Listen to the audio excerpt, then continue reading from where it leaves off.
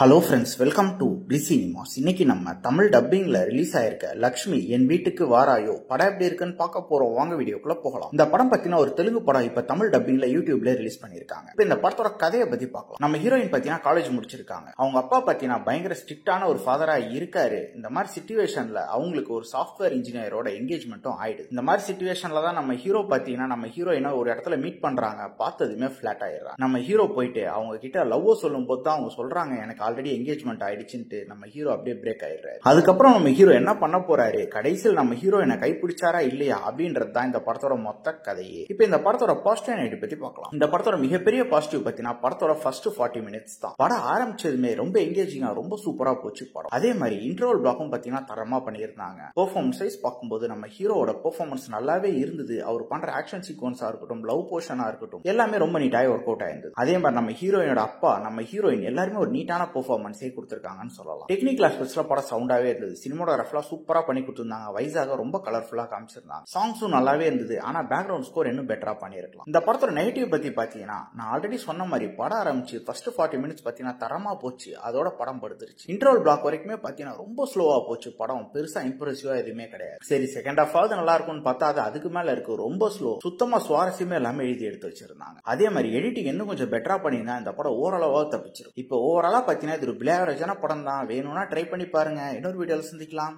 Thank you.